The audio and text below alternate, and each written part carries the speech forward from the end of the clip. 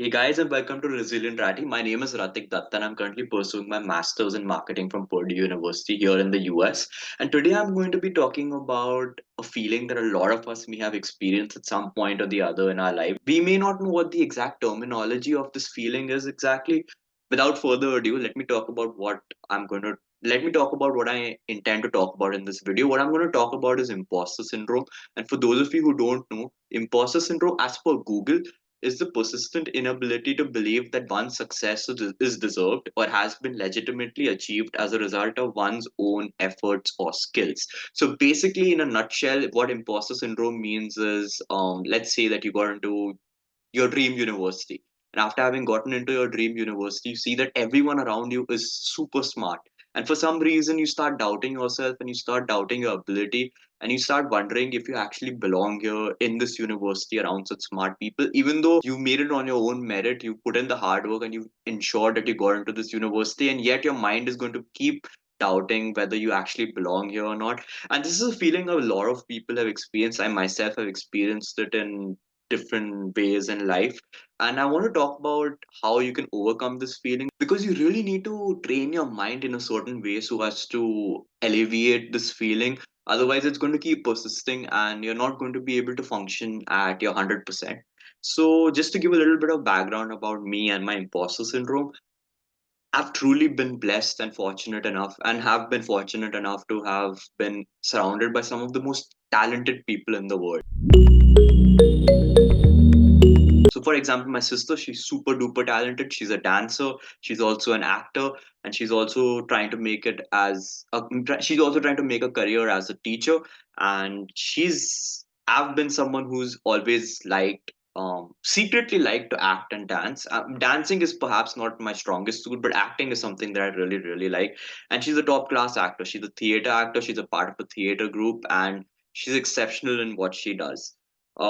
Just to give another example of someone who's a little more closely aligned to what my current field is, some of my friends back in India are chartered accountants, which means that they've passed all three chartered accountancy exams. So, for those of you who don't know, for the uninitiated, the CA examination is basically the equivalent of what the CPA here in the US is. It's a license that you need in order to become a chartered accountant in India.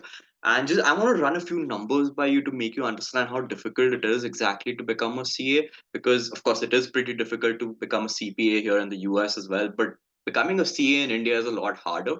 And you'll understand why now. So the pass rates. So basically, in order to become a CA, there are three examinations. There's the foundation exam, the intermediate exam, and the final exam. So the pass rate for the CA final as per 2020, November 2023 was about 8.33%, which means that as the term suggests, 8.33% of the total people who appeared for the exam had actually cleared the exam. But to put this into perspective, you need to understand that not everyone who aspires to become a CA gives the final exam. They have to clear the previous two exams. So the 8.3% is not the percentage of the total number of people who appeared for the exam in the first place. It's a percentage of the people who actually cleared the first two exams. So to really put it into perspective, you need to understand what the pass rate for the foundation and intermediate exam is as well. So the pass rate for the foundation exam of the chartered accountancy exam in India was about 30%, and the intermediate pass rate was about 10%. So what that basically means is that 30, so out of the total number of people who aspire to become CAs and actually give the exams, 30%, only 30% clear the only 30% clear the first exam, out of which the 10% of that 30% clear the intermediate exam, and then the 8% out of the 10% of the 30% actually clear the exam. Some of my other friends are have cleared all three levels of CFA. To put that into perspective, again, the CFA has three levels. The pass rates are for the three exams are as follows, and you can understand with that you would be able to get an understanding of how difficult it is to clear all three levels of the CFA exam. So the pass rate for the first level is 41%. The pass rate for the CFA level 2 exam is about 46%. And the pass rate for the CFA third level is about 52%. So again, to put it into perspective, when I say 52%, it means 52% of the candidates who actually cleared the first two exams actually go on to clear the final level examination as well. So To put it in short, it's these two examinations are pretty difficult to get. It's pretty difficult to clear these examinations. And I have a friend who's done CA and both levels of CF and is looking to do an MBA as well. And I have friends who've done MBAs from some of the top institutes in India and across the world. I have friends who have started their own businesses. I have friends who've had established businesses in their families and have taken it to great lengths and have taken them to unprecedented lengths. So basically, all I can say is that I've been surrounded by some really talented people all throughout my life.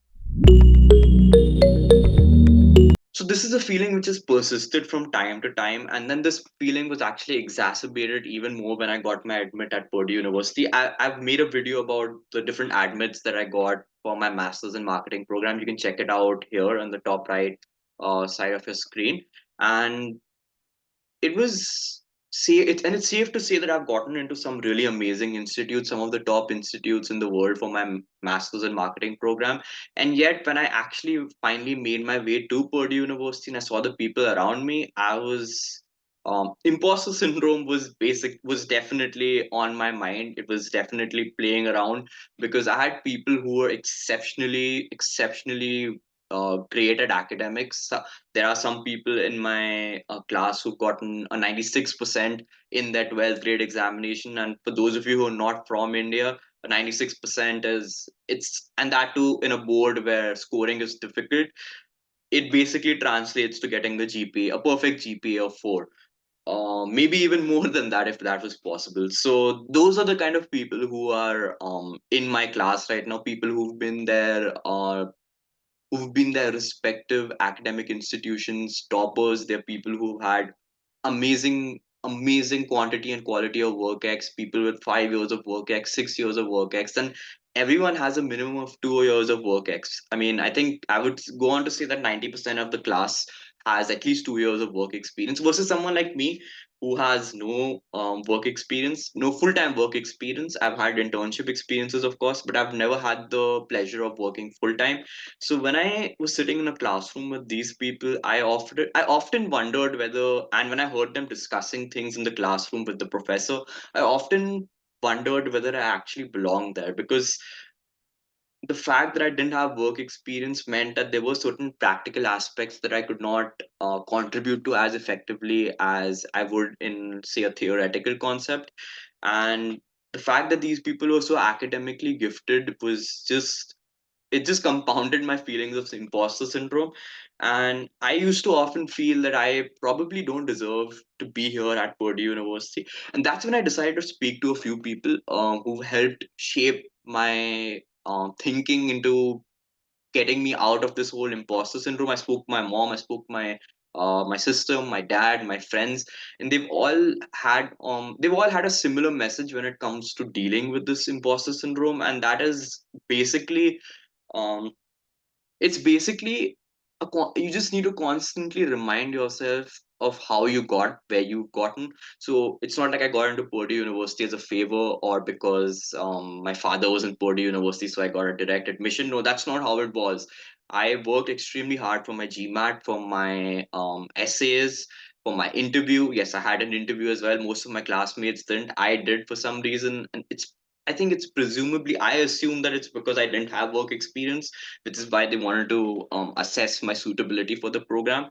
And getting this opportunity and having cleared all of these obstacles has what has eventually resulted in me getting this admit. So this needs to be constantly placed in my head. It needs to constantly be played in my head that I'm here only because I deserve to be here. It's not a favor, it's not something that I have cheated my way into. I also, and it's not like, as amazing as Purdue is not the only university I got into. I got into some other incredible top universities as well.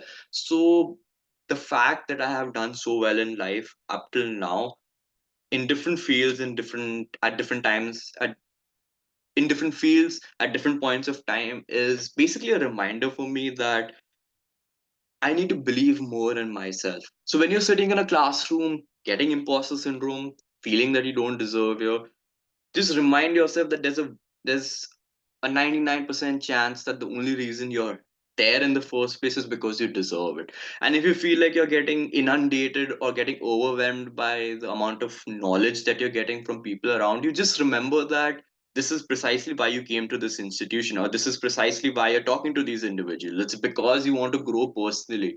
It's because you want to grow personally, academically, professionally. So when you're surrounded by such smart individuals, the best way to deal with imposter syndrome is to firstly remind yourself that you belong there.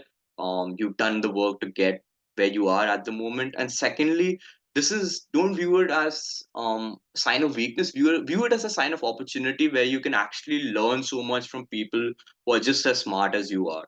And using this model has actually helped me quite a bit. So the first initial couple of months were a little difficult for me to get used to at Purdue, but keeping these techniques in mind have really helped me. And I'm almost at the end of my program now, and I can proudly say that I don't have imposter syndrome anymore. I truly think and believe.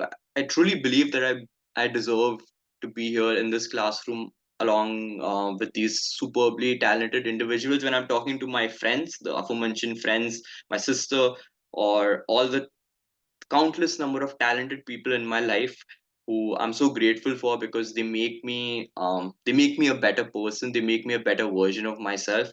Uh, Interacting with these people, and of course, I forgot. I have a few cousins who are extremely talented as well. Some of them doing investment banking, management consulting. Which are some of the most sought after and difficult jobs to get into. So there's no shortage of ultra talented people around me. But now I've just learned how to be comfortable in my own skin, be confident, be able to put across my views, even if the people around me are superbly smart and talented. And this confidence has really helped me. And this confidence and being comfortable in my own skin has really helped me quite a bit, which is why I decided to make this video. Because I know, I mean, the funny, the funny, and another funny thing about being in a university, and it's a prestigious university like Purdue, is that when you feel like you have imposter syndrome, there is a 99% chance that your classmates are also feeling the same way. So when I started talking to a few of my classmates, started talking to some people from outside my program, but at the university, almost all of them had a similar theme in their mind. They all said that they feel like they don't belong and that they have imposter syndrome. So another thing to remind yourself is that if you're feeling this way, there's a very good chance that the other people in your class are also feeling this way. It's a very natural feeling, because as human beings we tend to underestimate ourselves quite a bit, um, with the exceptions of people who are very comfortable in their own skin naturally and just very confident. I mean, kudos to those people, in all honesty, people who are confident and unaffected by other smart people around them. But not everyone is like that. Human tendency is such that we just have a knack for comparing ourselves to others, and we always feel like we are falling in short. So it's not something that you're experiencing alone. There's a good chance that everyone around you is feeling it as well.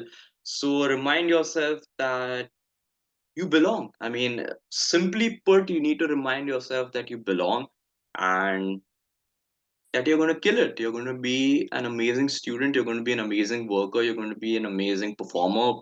Whatever field. I mean, this doesn't necessarily have to do with an academic institution. This can be translated into any field, which is the beauty of it. And just remember to just keep reminding yourself that there's a reason that you're doing what you're doing, and it's going to result in something good for you in the future. If not, if this is not the field that you want to make your career in, then it's going to be a lesson for you that, okay, maybe this is not something that I wanted to do. But that in itself is a great, it's a great awakening of sorts. So either ways, your time is being utilized really, really well. And I think that you all you need to do is just back yourself, and you will see wonders happen. That's about it, guys. That was my TED talk about imposter syndrome. I hope you guys liked it. In case you felt imposter syndrome, please let me know in the comment section below. Let give me. I mean, you could give a few details of why you felt this way, when you felt this way, how you overcame that. And you can also talk about just anything else that you want to talk to me about, you can talk to me about Purdue University, about international applicants. You can talk to me about what kind of videos you would like me to make in the future. And if you like my videos, if you like these kind of videos, please don't forget to leave me one of these. It's free and it really helps the channel, guys. And I'm really looking forward to seeing you guys soon. And until then, take care.